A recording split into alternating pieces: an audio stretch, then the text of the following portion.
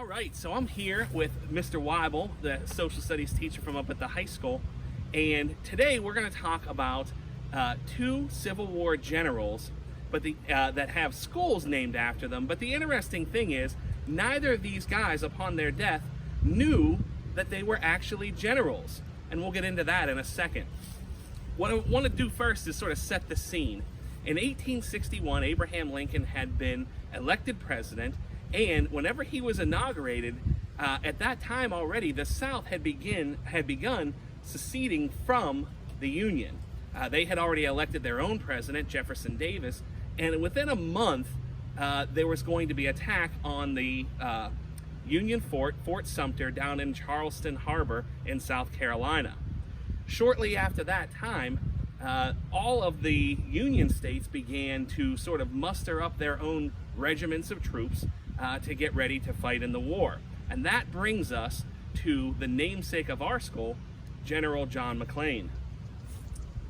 So what happened after Fort Sumter in South Carolina, and what was seemingly the beginning of the Civil War, it was common practice at the time for prominent citizens in different locations and or members of communities who had already served in the military to kind of take on the mantle of raising regiments, volunteer regiments from their regions. And so that task fell on John McLane here in Erie County. So what John McLane did is he took up that responsibility and he started traveling around to little communities in Erie County and neighboring counties, trying to drum up support for volunteers to join what would become the 83rd Pennsylvania Volunteer Regiment, which is, I always say, that's our regiment from the Civil War, was the Erie County Regiment. When, at the time, Colonel McLane was raising this regiment and trying to get volunteers from around the community, he also went to another prominent citizen. And it's a name that that may sound familiar. That citizen's name was Strong Vincent. Strong Vincent was another prominent citizen from Erie. He was from a wealthy family. He was highly educated, and these two knew each other. And so McLane asked Vincent if he would come with him and go off to war and be his second in command. And that's what they did. They raised the regiment and they went off to the Civil War. It's not too long into the war when McLane finds himself leading our Erie County Regiment at what was known as the 7 Days Battle. And at the 7 Days Battle, unfortunately, Colonel McLane is wounded in that battle and dies shortly afterwards.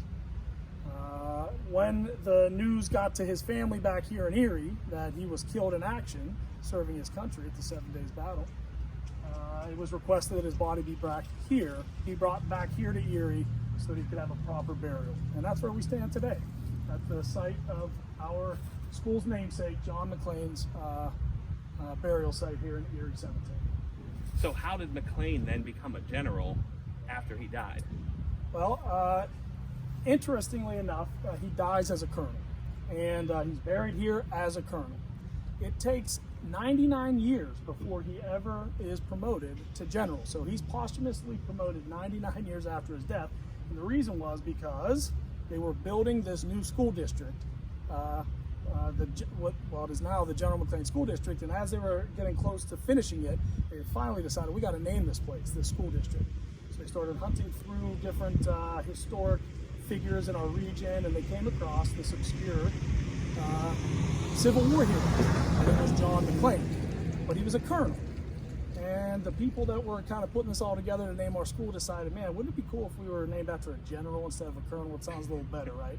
And so it was decided by the United States government to promote him 99 years after his death, and he did become officially General John McLane, and that's how his name got stuck to our school. Otherwise, we could be the Colonel McLane School District. That's right, that's right. So just up from McLane's grave is the other general that we talked about, Strong Vincent, who again at the time of his death, well, at least whenever he was dying, he hadn't known that he was a general yet, and we'll talk about that in a minute. Now, Strong Vincent was born in Waterford, and if you remember from the earlier episode when we talked about Fort LaBeouf, if you were to visit the Fort LaBeouf where the museum is today at downtown Waterford, you'll find markers on the street where Strong Vincent was born, and you can sort of walk that street. His house isn't there anymore. It's been gone. It's long gone. But the street where he lived is clearly marked, and you can go and visit that site as well. So, Mr. Weibel, why don't you go ahead and tell us a little bit about Strong Vincent? Let's start with his name, because my students always find that his name is interesting. Strong was his first name. Obviously, Vincent is a common last name, but so the derivation of his name is just an interesting story. He had the luxury of being from what ended up being a prominent family from Waterford, from Erie County. He had the ability to get education, and he eventually becomes a lawyer. And in those days, it was common for families of similar means to end up together. And so his family merged with another prominent family, the Strong family. And so when he was eventually born, obviously he had the last name Vincent of his father, but they gave him the first name Strong, which was his mother's maiden name. And so they put the two last names together, and it ended in a pretty cool name for Strong Vincent. Certainly a cool soldier name. That's right. And if you were to look around in the cemetery plots, you'll see that often. You'll see the multiple names buried together in certain cemetery plots because of these families coming together. So that was the case with Strong Vincent. Okay, how about a little bit about his service? Okay, so we left off at John McLane's grave talking about his unfortunate death in action at the Battle of Gaines Mill. Well, when that occurred and McLane was gone, that meant that Strong Vincent was going to take over the command of the 83rd Pennsylvania, and he did that. And so now Colonel Strong Vincent led the 83rd Pennsylvania from Erie County. And he will lead that regiment to great distinction in the Civil War. In fact, I know we're biased being from Erie County, but it's one of the more highly decorated regiments from the Civil War. And he will lead that regiment all the way up to a battle you've probably heard of a few years later in the middle of the Civil War, and that would be at the Battle of Gettysburg. So we're down here on the bayfront at the library in front of the Strong Vincent statue. The statue was created by a local artist who's also very much involved with Civil War reenactment and collectors. His name's Michael Krause, a very cool guy. He made this statue. Now Vincent, he served after McLane fell earlier on in what was it, 1861? 62. Vincent served as the commanding officer of the 83rd up until the time of his death. He was in, they were in all of the major battles, but really he's going to make his name at Gettysburg. So the story of the 83rd Pennsylvania and Colonel Vincent at Gettysburg is a very dramatic one. And it does end in him being shot and eventually killed in that battle. But the story goes like this. The 83rd Pennsylvania had been given the task of holding a hill called Little Round Top, which you may have heard of, that battle. And it was a very strategic position on the battlefield. And his orders from his commanding officers were that he was not allowed to retreat or surrender or lose at that position. That's a pretty lofty task to be given when you're going to go into a battle, right? You can't lose and you can't surrender or retreat. So early on in the second day of battle at Gettysburg, which was on July 2nd, 1863, the Confederates made an attack on this position where Vincent was in command. And the initial attack of the Confederates appeared as though they were going to push the Union 83rd off of this hillside and off of this position. Well, Vincent was given the orders that he wasn't allowed to be pushed off that hill.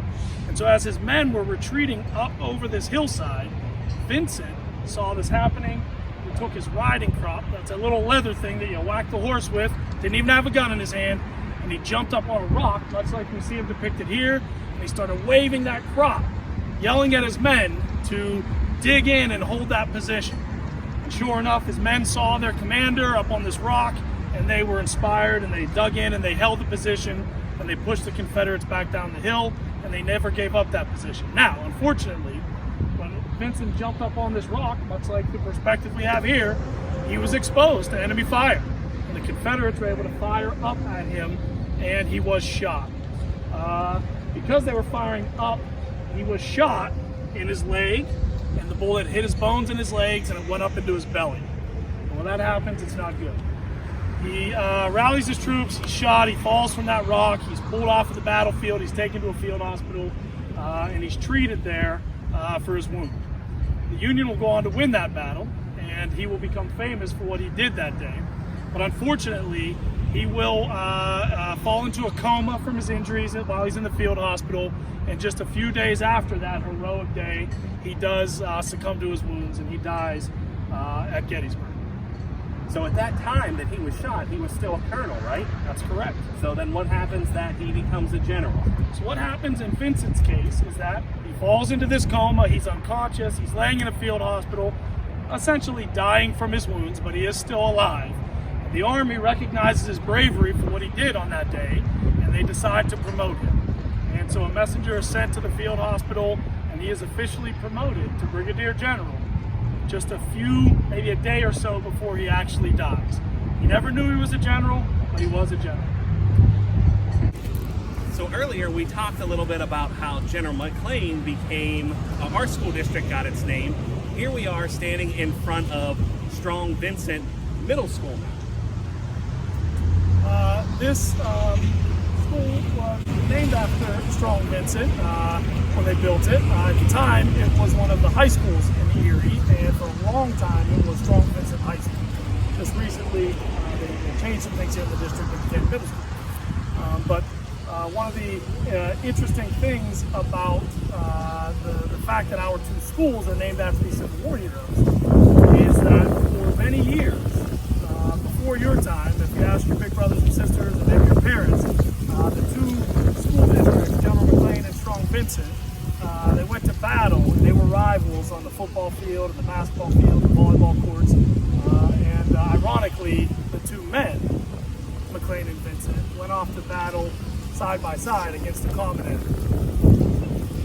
And another interesting thing is that their mascot here.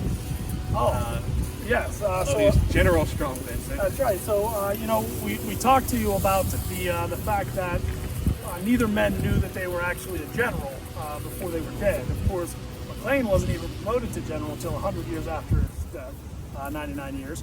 And while Vincent didn't know that he was promoted to general, he was still alive whenever he was a general.